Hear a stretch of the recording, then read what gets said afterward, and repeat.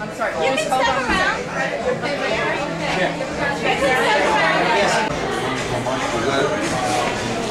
I'm going to use better quality.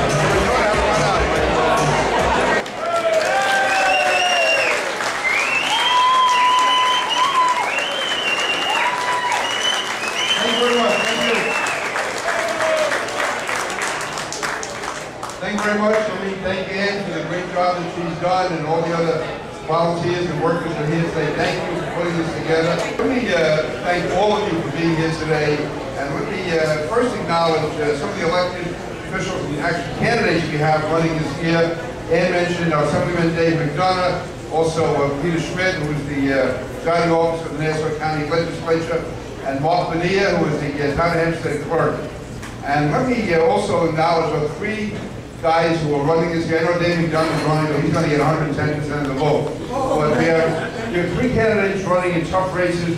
One is the candidate for surrogate of Nassau County, sitting Supreme Court Justice Ed Mulcahy. Ed?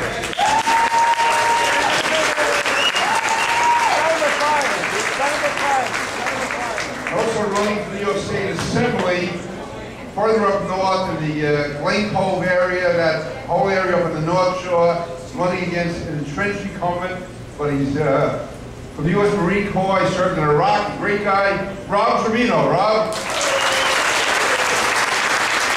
This year we are running a great candidate in the 4th Congressional District.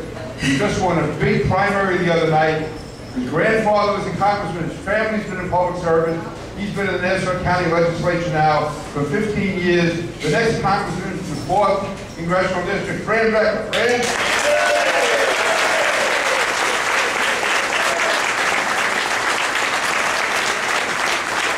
Let me thank all of you for being here today. There's something happening in this country. There's a movement in this country. I'm saying right now, I'm outnumbered 27-2. Right now, we're a minority by 60 votes in the U.S. Congress. All of that is changing.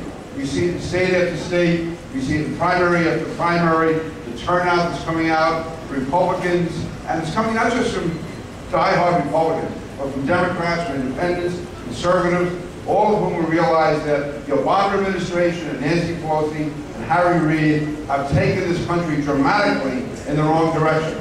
We certainly don't need a president of the United States going around the world apologizing to America.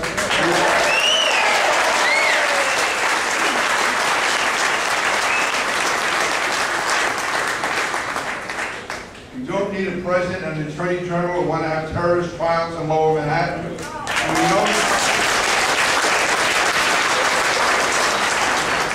And we don't need a president who doesn't realize when it comes to building mosques that sensitivity goes both ways.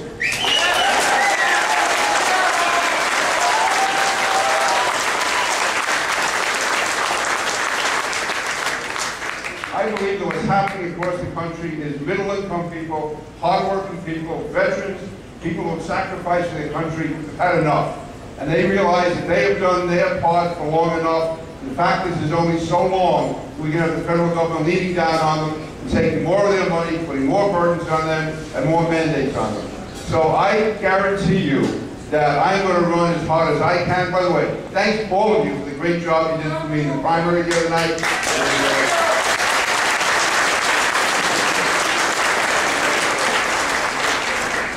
You know, I got 91% of the vote, and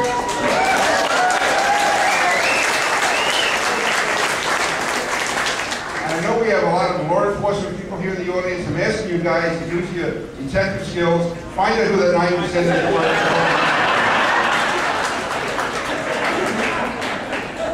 Let me also, by the way, thank all the veterans, the firefighters, police officers who really came together and made this success.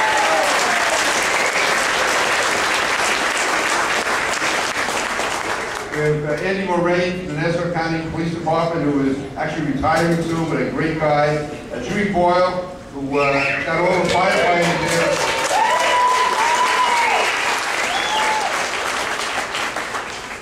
I just figured if I get all the guys who voted for Jimmy and against Jimmy when he's running for president, the firefighters, I have like 20,000 people here.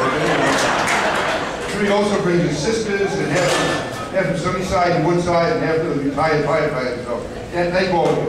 As I was saying though, there is a dramatic change happening in this country, and I believe that we are going to take back the Congress, which will make me hopefully the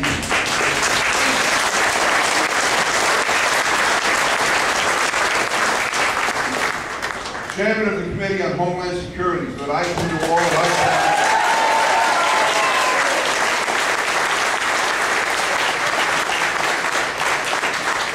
I can do all I can to protect New York and the United States against another Islamic terrorist attack. We are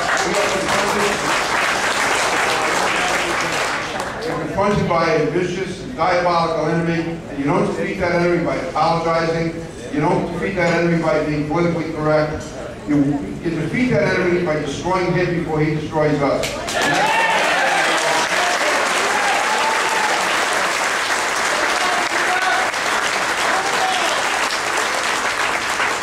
So again, thanks for being here. I'll be around. You can't go anywhere that easily. I'll be around, hanging out here. If you want to complain, come bother Jack. If you want to say great things, you can come to me and tell me directly.